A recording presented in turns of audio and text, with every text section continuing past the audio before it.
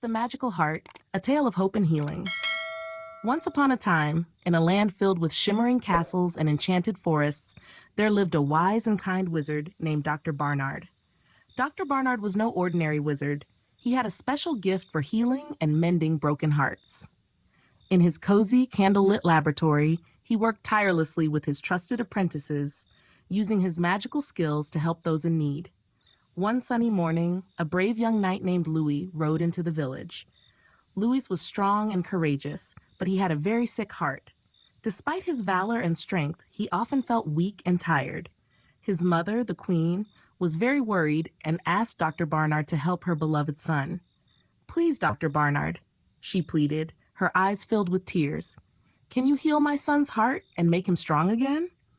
Dr. Barnard, with his warm smile and twinkling eyes, replied, "Your Majesty, I will do everything in my power to save young Louis. I have been working on a very special spell, one that has never been tried before. It is a heart transplant spell." The queen gasped. "A heart transplant? What is that?" Dr. Barnard explained. "It is a spell where we take a healthy heart from a kind and willing donor and place it into the body of the one who needs it. It is very complicated and has never been done before, but I believe we can do it." Louis, who had been listening quietly, stepped forward. "I trust you, Dr. Barnard. If this spell can save me, I am ready." Dr. Barnard nodded and began to prepare for the most challenging and important spell of his life. He gathered his apprentices, who were also skilled in the magical arts. There was young Edward, who was excellent at mixing potions, and Clara, who had a keen eye for detail and precision. They worked together, day and night, reading ancient scrolls and practicing their spells. They knew they needed a healthy heart, and soon they received word that a kind and noble villager had offered their heart to save Louis. This villager was known for their generosity and love for the kingdom. On the day of the spell, the village gathered outside Dr. Barnard's laboratory, their hearts filled with hope and anticipation. The room was filled with the soft glow of enchanted candles, and the air was thick with the scent of magical herbs and potions. Louis lay on a bed, his mother holding his hand and whispering words of comfort. Dr. Barnard stood by his side, his wand in hand, ready to perform the spell. "Louis," he said gently, "this is a very special day. Are you ready?" Louis nodded bravely. "I am ready, Dr. Barnard. Let's do this." Dr. Barnard began to chant the ancient words of the spell, his voice steady and calm. Edward and Clara assisted, their hands moving swiftly and surely. The room seemed to hum with magic as the spell progressed. The heart from the noble villager was carefully placed into Louis's chest, and with a final, powerful incantation, the spell was complete. For a moment, the room was silent. Everyone held their breath, waiting to see if the spell had worked. Then, slowly, Louis opened his eyes. He looked around, and a smile spread across his face. "I feel different," he said softly, "stronger." The queen wept with joy and hugged her son tightly. "Oh, Louis, you're going to be okay." Dr. Barnard, though exhausted, smiled proudly. "The spell worked. Louis, you have a new heart, and it will make you stronger every day." The village erupted in cheers, their hearts filled with joy and gratitude. They celebrated the bravery of Louis, the kindness of the noble villager, and the incredible skill of Dr. Barnard and his team. But this was only the beginning of their magical journey. The road to full recovery would be long and filled with challenges, but with the support of his loved ones and the magical healing of Dr. Barnard, Louis was ready to face it all. The news of the successful heart transplant spread like wildfire throughout the kingdom. People came from far and wide to see the brave young knight who had been given a new lease on life. Louis became a symbol of hope and resilience, and his story inspired many. As the days turned into weeks, Louis grew stronger. He was able to run and play with the other children in the village, something he had not been able to do for a long time. His laughter filled the air, bringing joy to everyone who heard it.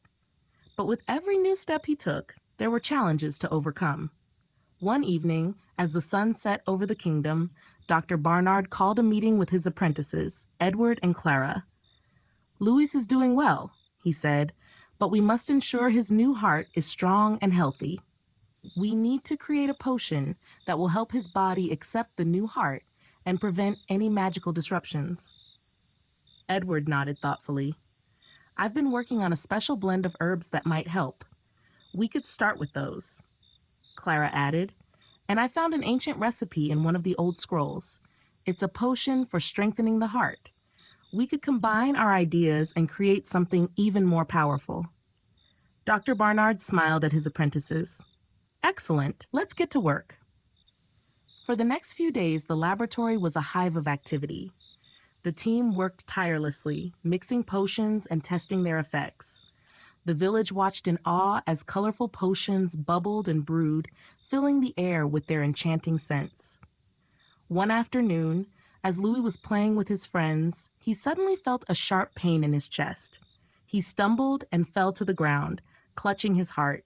His friends rushed to his side, and one of them ran to get Dr. Barnard. Dr. Barnard arrived quickly, his face filled with concern. "Louis, what's wrong?" he asked gently. "It hurts," Louis gasped. "My heart, it hurts."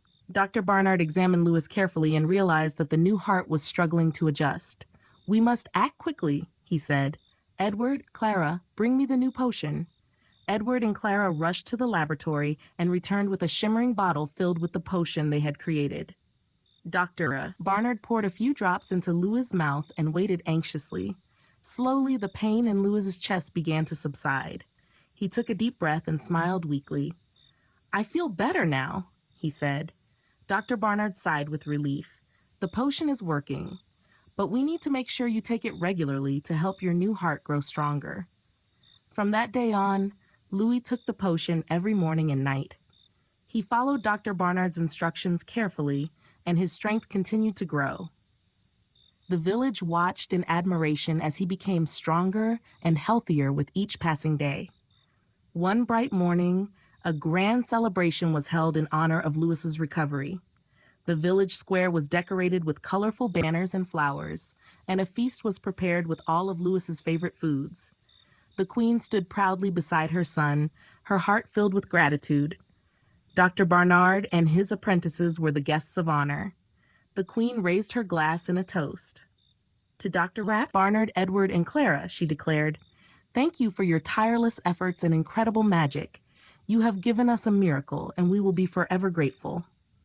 The villagers cheered and clapped, their faces alight with joy. Louis stepped forward and hugged Dr. Barnard. "Thank you for saving my life," he said. "You are my hero." Dr. Barnard smiled warmly and patted Louis on the back.